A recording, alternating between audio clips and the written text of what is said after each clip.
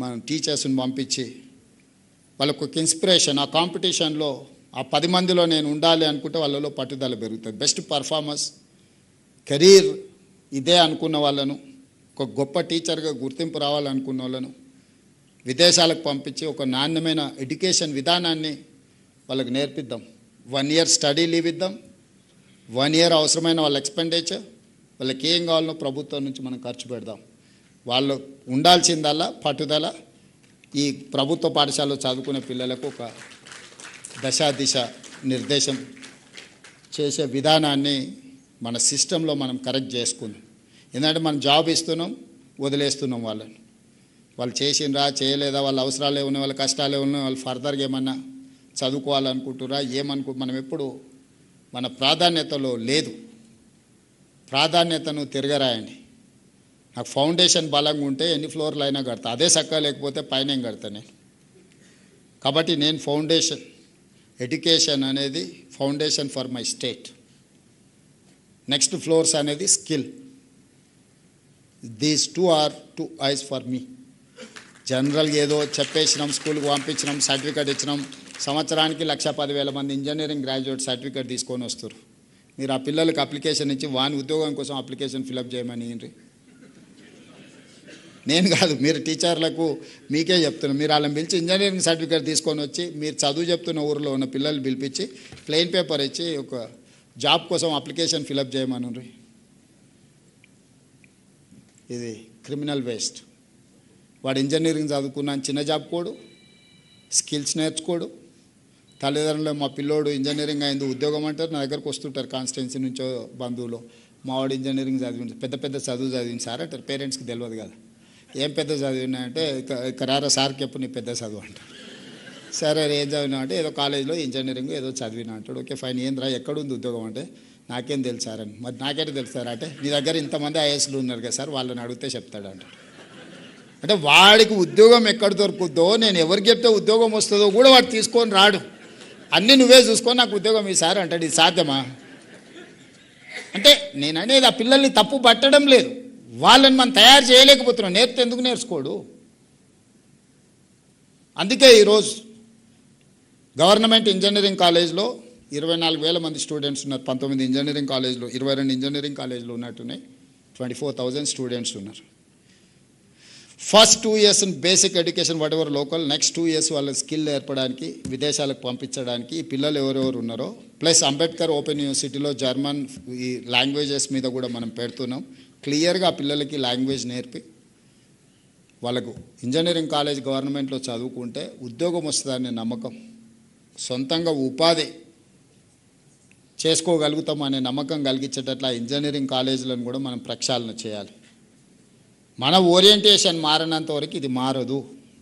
As a political executive I have to take responsibility. అందుకే ఈరోజు విద్యాశాఖ నా దగ్గర పెట్టుకున్నా. చాలామంది గతంలోనైనా సాగునీరు పెట్టుకున్నాడు, 80,000 పుస్తకాలు చదివాడు, కాళేశ్వరం కట్టాడు, 3 ఏళ్ళలో కూలేశ్వరం అయింది. నేనేం తీసుకోలేదే, అది రెవెన్యూ ఏం తీసుకోలేదు. అంతకుముందు రెవెన్యూ వాళ్ళ దగ్గర ఉన్నాడు, రెవెన్యూ నా దగ్గర లేదే, ఫైనాన్స్ నా దగ్గర లేదే, ఐటీ అండ్ ఇండస్ట్రీస్ నా దగ్గర లేదే. ఏం తీసుకున్నాను నేను? విద్యాశాఖ తీసుకున్నా. రోజు తిట్లు తినాలి, కానీ ఆ తిట్లు పడకుండా ఉండాలంటే కాపాడాల్సింది మీరే. లేదు అంటే మీరు అందరు కలిసి తీర్మానం అనేది చేరి ఎవరికన్నా ఇస్తాం, మీరు కోరుకున్న వాళ్ళకి ఇస్తా శాఖ. నేను ఒక ప్యాషన్తో దీని మీద దృష్టి పెడుతుంది. ఇది అంత ఈజీ కాదు, వీళ్ళకి ఎవ్వరికి ఓట్లేదు. ఓట్లు ఉండే దాని మీద లీడర్కి ఎక్కువ ఆసక్తి ఉంటుంది వెంబడే. కానీ నేను ఓట్ల కోసం ఆలోచన చేస్తలేను. దేవుడు 2006లో జిల్లా పరిషత్ మెంబర్గా నాకు అవకాశం ఇస్తే 17 సంవత్సరాలలో తెలంగాణ రాష్ట్ర ముఖ్యమంత్రిని చేసింది. మీరందరు నాకు అండగా నిలబడితే వచ్చింది. దీంట్లో ఇంతకంటే ఆపడానికి కూడా ఏం లేదు, ఇంతకంటే నా కోరికలు కూడా లేవు. కానీ వచ్చిన దాంతో ఆ పిల్లలకి ఏదైనా చేయాలి. నేను ఎక్కడి నుంచి వచ్చినో అక్కడుండే పిల్లల గురించి నేను ఆలోచన చేస్తున్నాను. నా బాధ, నా తాపత్రయం, నా పట్టుదల. ఏ మారుమూల గ్రామం నుంచి అయితే నేను వచ్చినా అలాంటి గ్రామాలే 12,000 ఉన్నాయి తెలంగాణ రాష్ట్రంలో.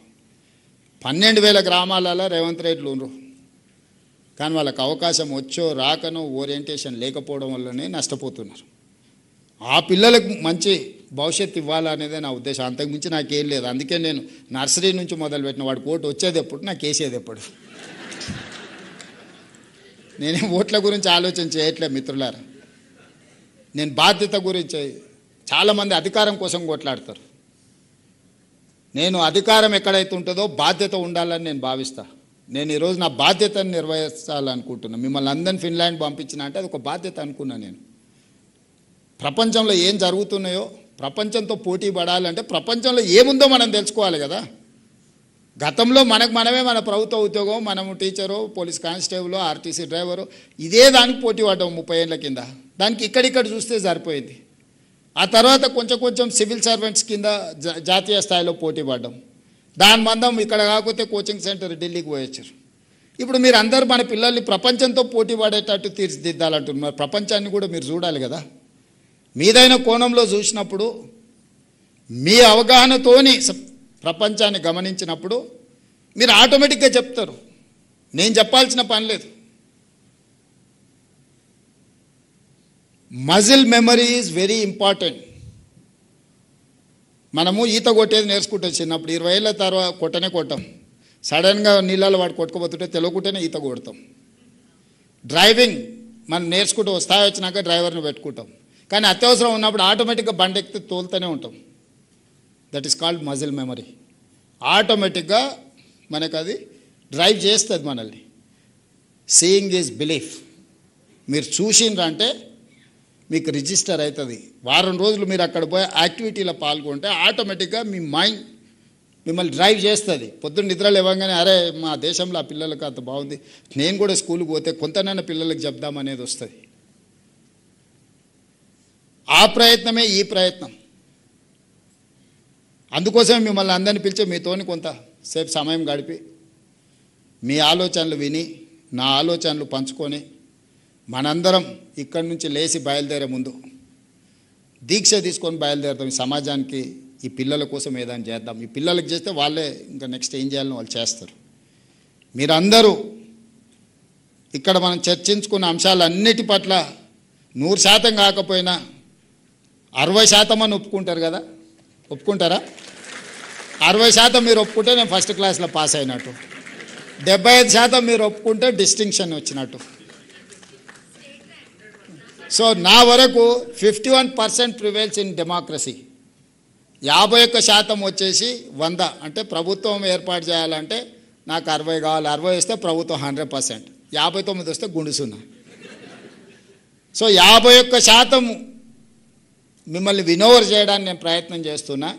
మీరు కష్టపడి 60% చేస్తే ఫస్ట్ క్లాస్లో పాస్ అవుతా, 75% చేస్తే డిస్టింక్షన్ పాస్ అవుతా, 100% చేస్తే స్టేట్ ఫస్ట్ ర్యాంక్ వస్తుంది, నేషనల్ ఫస్ట్ ర్యాంక్ వస్తుంది. ఇక మీరే నిర్ణయించుకోండి. నేను మిమ్మల్ని కాదు, మీరు నన్ను పాస్ చేస్తారో ఫెయిల్ చేస్తారో మీరు నిర్ణయించుకొని దీక్ష తీసుకొని బయలుదేరండి. ధన్యవాదాలు మిత్రులారా.